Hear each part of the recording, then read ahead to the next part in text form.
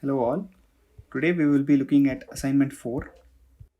So let's start off from the very first question. By observing the compiled assembly output, the values of V3, V4 and V5 respectively are. So when you look at the compiled assembly output, you can see push 4, 3 and 2, and we know that the order of pushing happens from right to left. Hence this is 2, 3 and 4.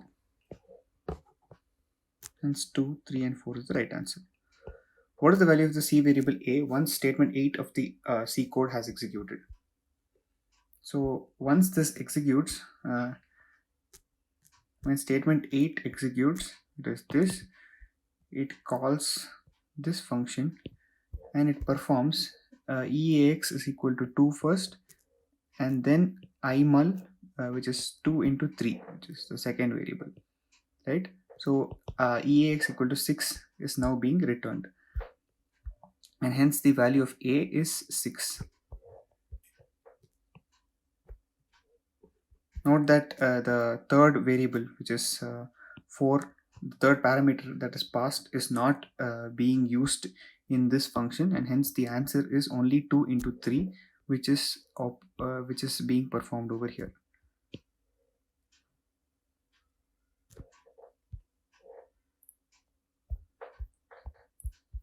Okay, moving on to question 3. Based on passing parameters between functions, the values of v1, v2 respectively are.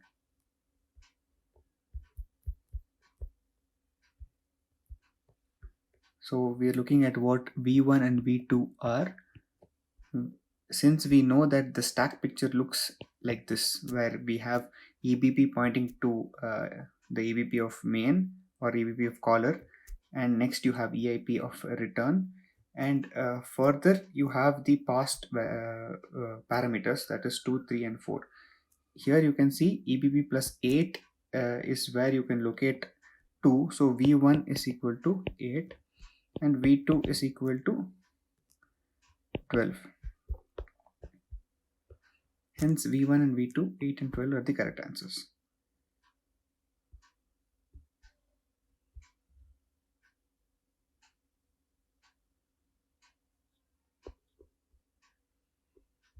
Based on the assembly code as shown above, determine the calling convention used to call the function rect. So in this, it is a cdecl call. You can conclude that in two ways. One is the stack cleanup is being performed at the caller and not the callee. And secondly, whenever you call a function in C, by default it is using the cdecl convention. Therefore, you can conclude that it is cdecl. Question 5. Based on the calling convention used, determine the value of v6. So what is v6 here? Add esp comma v6, right? So when you look at this, since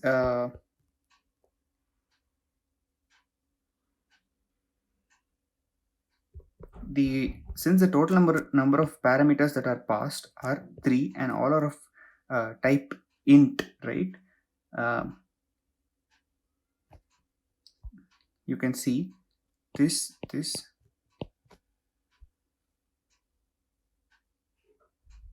so a total of 3 into 4, that is 12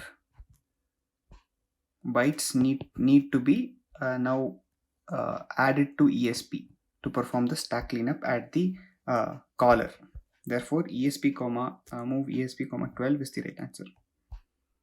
Sorry, add ESP comma 12 as shown here, right?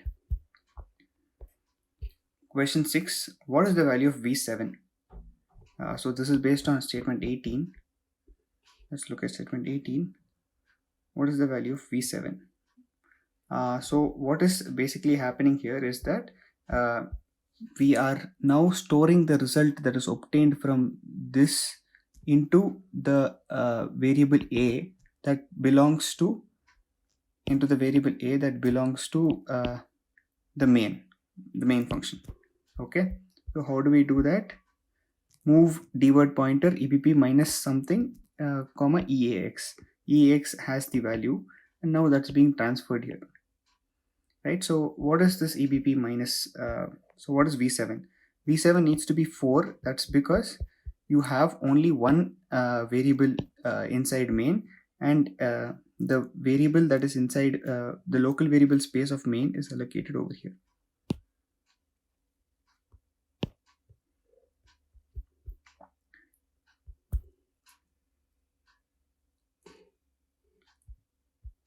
Hence, when EBP is over here, pointing here, EBP minus 4 will be pointing to this location. So let me mark it here, which is this, right? Hence, the answer is EBP minus 4. Hence, V7 is 4.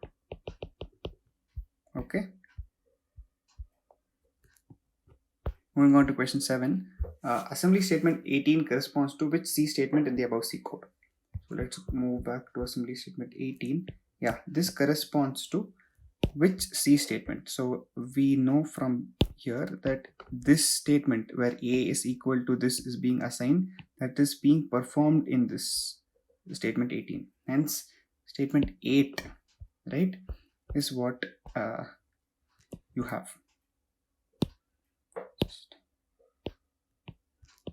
Yeah.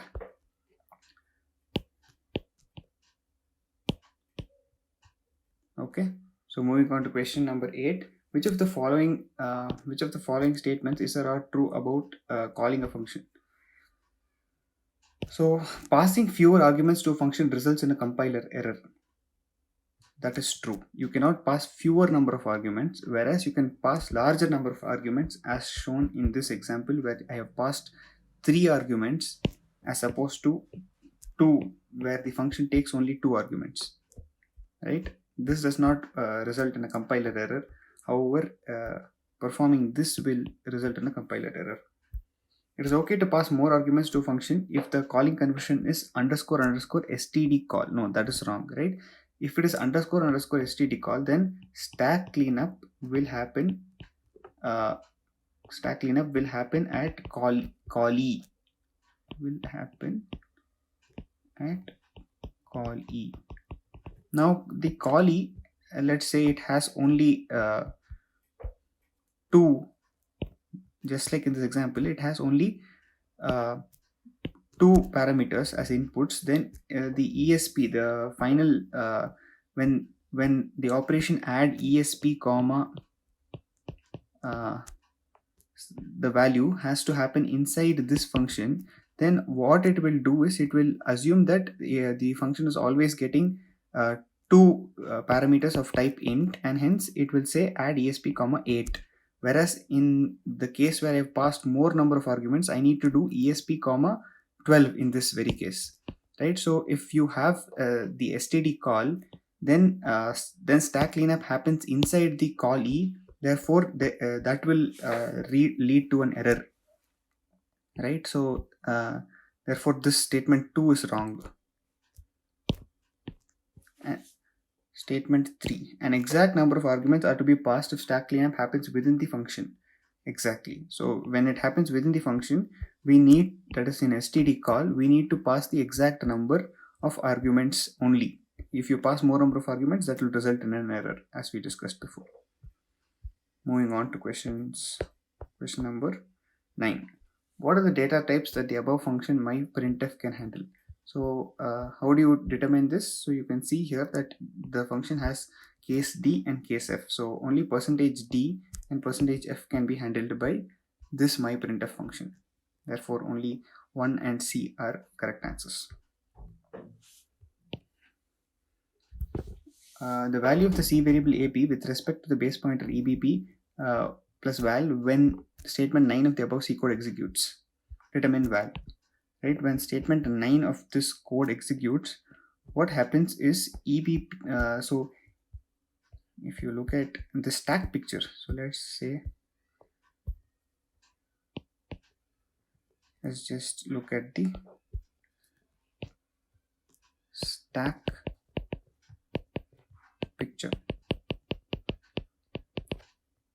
right? Here you can see that EBP is pointing to this location. Now the first variable inside the myPrintf function is char star p. So therefore this variable is given 4 bytes. Then the second variable that is to be that is initialized here is ap.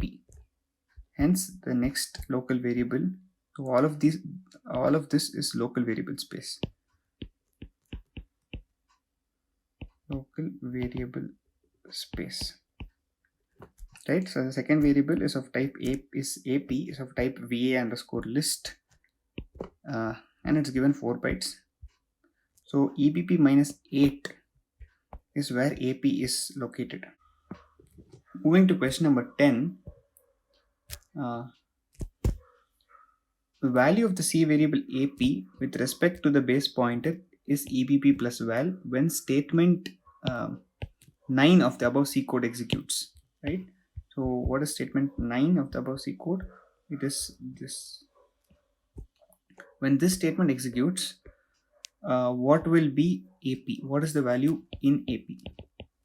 Right, that is the question that is being asked. You will understand the value that is being stored in AP when you understand the equivalent assembly implementation of statement 9, which is these two statements.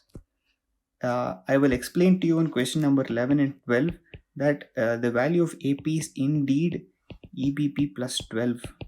Therefore, here the answer of val is plus 12. Okay, you will understand why this is when you when I explain to you question numbers 11 and 12, which I will be doing next. Thank you.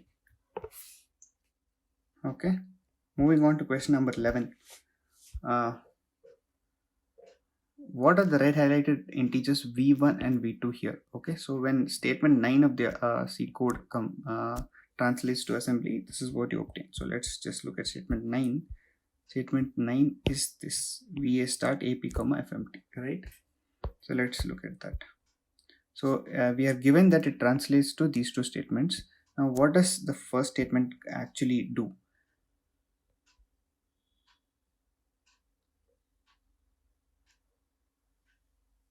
So here the first statement is used to perform this operation EAX equal to EBP plus 12, right? How have I obtained 12? Let me go back to the stack picture. I'll show you what 12 is. So we need to store in EAX what is the location after the char star pointer. So the char star pointer has an address of EBP plus 8, but we need to obtain the address for this parameter 3. Hence it is EBP plus 12 that needs to be stored inside EAX. Right, that is the operation of this function of this first statement. The second statement is move divide pointer EBP plus v2 comma EAX. So in this second statement, what happens is EBP plus v2 is nothing but AP, right? Let me show you what that is. So AP is, as discussed from before, AP is at location EBP minus 8, right? So hence we need to say this, and hence this EBP plus v2, where v2 is equal to minus 8 corresponds to AP. So we are moving inside the value AP, we are actually moving EBP plus 12, which is EAX. That is being performed in the second step. Hence the values of v1 and v2 are 12 and minus 8. Okay. Moving on to question number 13. The C variable AP with respect to the base pointer EBP plus val when statement 20 of the above C code executes. Okay, so let's move to statement 20 and see what it is. Statement 20 is nothing but ival equal to var ap comma int. Okay, so when I have executed this statement as pointed by the question, statement 36 of main, and this statement is being executed, it will first store this pstr, this whole string, and then it will parse one by one. So when it performs parsing, it will obtain %d, and hence it will move to this case, right, which is nothing but statement number 19. Okay, once it goes there, we then in the question it is being asked what happens when to ap when statement number 9 of the above C code executes. So when statement number 9, sorry, let me go to this. Yeah, when statement number 20 of the above C code executes. So statement number 20 corresponds to this, right? So the control is being transferred from here to this myprintf function, and then you encounter the case %d, and then you end up in statement number 20. So now it's asking what happens to ap, right? What happens to ap? So ap will be assigned with ebp plus 16. So why is that so? I will explain it using the assembly translation of these when the assembly translation of this particular statement. Okay, so when this statement is being compiled, it will compile to these three statements over here. Okay, hence since this is %d, the you will obtain add eax comma 4 when it's being compiled. Therefore ap is now moved to abp plus it is being moved from this location ebp plus 12 to the next location, which is ebp plus 16. So let me tell you what that is again. So initially ap was given ebp plus 12, right? Once this operation after statement number 20 executes, ap will now be incremented by 4 bytes as shown here, and it moves from ebp plus 12 to ebp plus 16. Now how do you determine this, whether it's 4 bytes or 8 bytes? That was determined using this case d, and since it was of type int, we have decided the compiler has given an equivalent assembly that moves it by 4 bytes. Now when the same operation occurs when you encounter %f, right, which is the next part of the code, wherein when this is called, first it will encounter %d and then it will encounter %f, right? When it encounters %f, the control will actually move to case f, and then this particular statement will be executed. So the very next question is asking you what happens when statement 36 of main calls myprintf followed by until statement 24, which is nothing but till here, right? So now what happens, a similar assembly statement is being will be generated for that, but the only difference is add eax comma 8 will be obtained, right? Why is that so? Because the size of this is 8 bytes. Hence ap will now, initially ap was here, and because of %d it moved here, and now ap will point to ebp plus 24, right? So 24 is the right answer.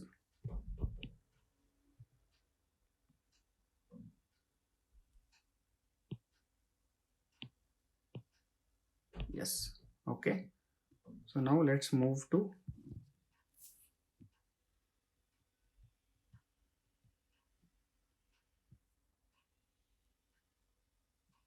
sorry, this is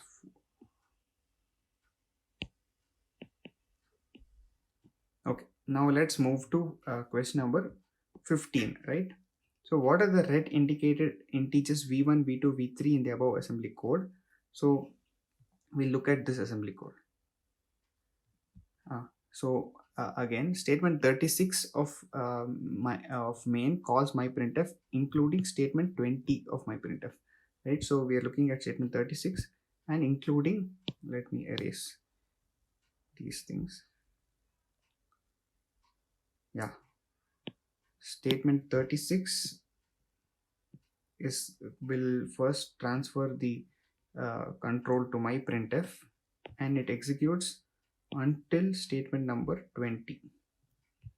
So when this is being compiled, it will be translated into an equivalent assembly code, and that is what we are seeing here. It's basically what we have looked at over here, right? So the set of questions are based on this assembly code. Okay, so what is v1? So here we want to move into EAX the value of AP. So EAX is equal to AP. Now we know that AP is located at EBP minus 8. So V1 is minus 8. Okay. Now add EAX comma V2. So here we want to add EAX equal to EAX plus 4 because it's of type percentage %D. You can look at it. This is the case where percentage %D is there, and hence the addition should be add EAX comma 4. Okay, therefore your second answer is 4.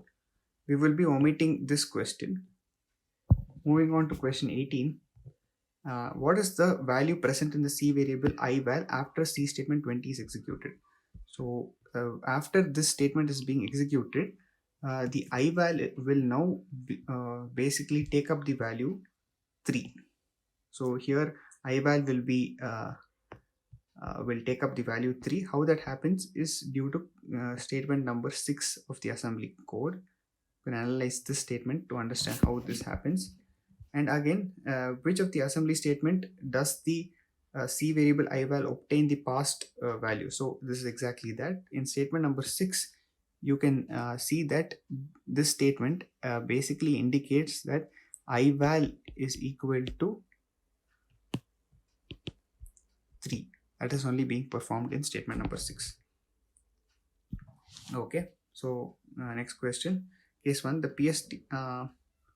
Consider the following cases. Case 1, the control goes from statement 35 of main, which executes until statement 24. So let's see what that is.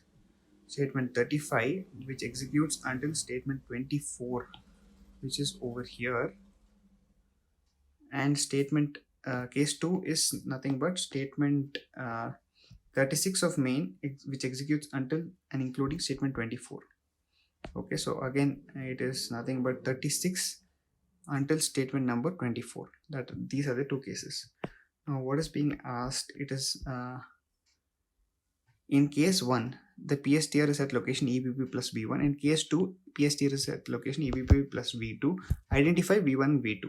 So PSTR does not, the location of PSTR does not change no matter how many parameters is being passed. This is what we have studied in class.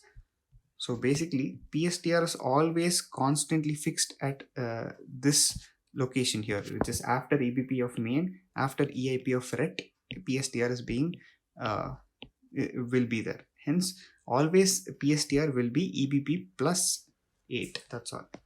And in both cases you will the answer is 8. Right? PSTR is always at EBP plus 8. Okay. Moving on to question number 22. Which of the following statements will be printed when the above C code executes until... Okay, so we will be omitting question number 22, but we will look at question number 23. How many times does the prologue and epilogue of the function FIB when the above C code executes? So let's see. Let's look at how the above C code executes. So we have n is equal to 3 here. So we start with val is equal to fib of 3. So the very first time fib of 3 executes. Second time fib of 3 will be split into fib 2 plus fib 1. And then when this executes, it splits again into fib 1, which is the fourth time, and fib 0, which is the fifth time. and fib1 is nothing but 1 and fib0 is nothing but 0. Hence the value is 2 and the number of times is 5. Hence 5 is the right answer. Mark the statements that is are true about recursion versus loops, right? So we will directly skip ahead and we will see what this is. So the reason one must always prefer loops over recursion, as the total number of assembly instructions obtained by compiling a C program written using recursion is always higher. So this cannot be said definitively, because sometimes either of the two might be possible. So a definite always statement cannot be made. An implementation using recursion allows for lower number of memory accesses in comparison with that using loops. This is definitely false, as recursion has several prologues and epilogues, which is not there in an equivalent loop kind of situation. Hence, the number of memory accesses is large in recursive implementations. Prologue and epilogue are overhead in case of recursion when compared with a similar operation carried using loops. That is very much true. They are definitely overheads.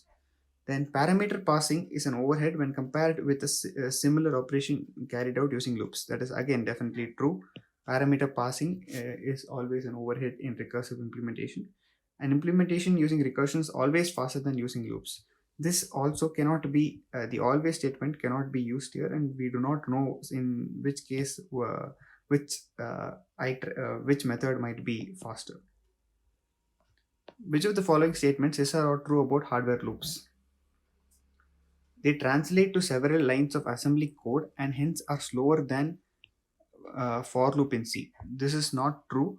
A hardware loop will directly instruct the processor to perform a loop operation using a single assembly instruction, and hence hardware loops are in general faster than a for loop in C. The 8086 instruction CMP-SP can be used to determine the length of a string array. So this is not used for length. This is used to compare two string arrays. The 8086 instruction move-SP can be used to copy a chunk of memory from source to destination. So this is true. The statement rep movesp is repeat instruction that stops execution only when the register ECX goes to 0. This is true again. Rep movesp is a repeat instruction which stops only when ECX goes to 0. Question number 26. What will be printed when the above function is executed?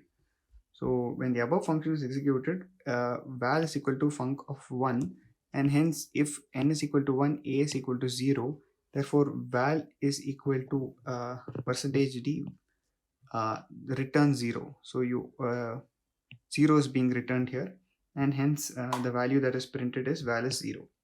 Okay. Upon execution of statement 11 of the C code, is the value 1295 in the C variable a secure?